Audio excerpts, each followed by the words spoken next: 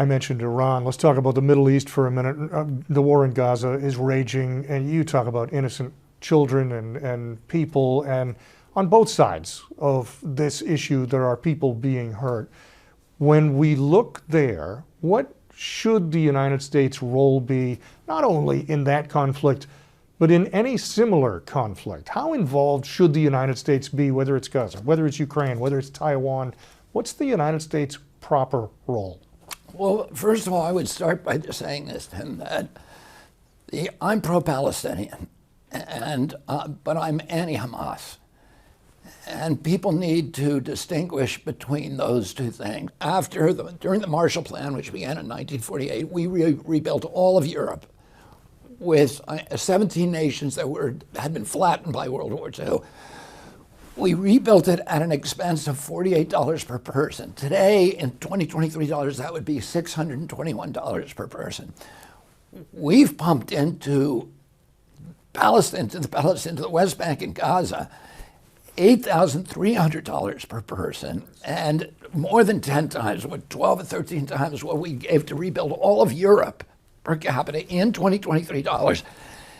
And yet they're more poverty-stricken than they started off.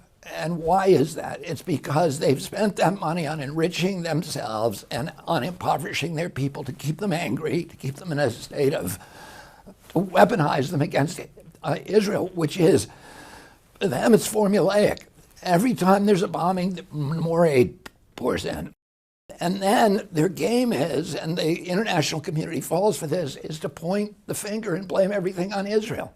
Now, you mentioned international community. Again, I just want to bring back, not only there, but worldwide, should the U.S. have a smaller role, a larger role? What is the U.S. role on the world stage? Well, I would say, generally speaking, we need a smaller role, that we need to wind down the empire abroad and start projecting economic power abroad rather than military power. I think it's been a real, it has just really destroyed our country, not only by turning us into an imperial state abroad and a surveillance state at home, but it has bankrupted the middle class. We've spent $8 trillion on useless wars since 2001, and that's all fallen on the back of the middle class, and we're worse off than we started if we had never had those wars. We're weaker internationally. Americans are less safe.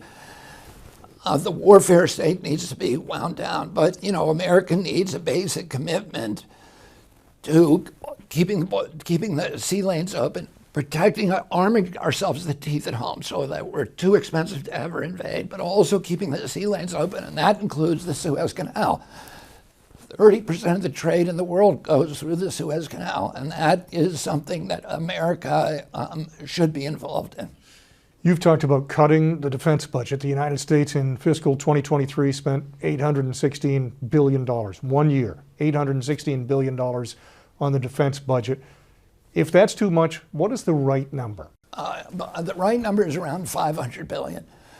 And we know that by comparing what Eisenhower, the equivalent of that during the height of the Cold War, during the most dangerous time in American history, he was spending the equivalent of about $500 billion in 2023 dollars. But also, in 1992, when we took down the Berlin Wall, when the Berlin Wall fell, and we were promised that we were going to get a peace dividend, we were told at that point we were going to cut that back to $200 billion a year.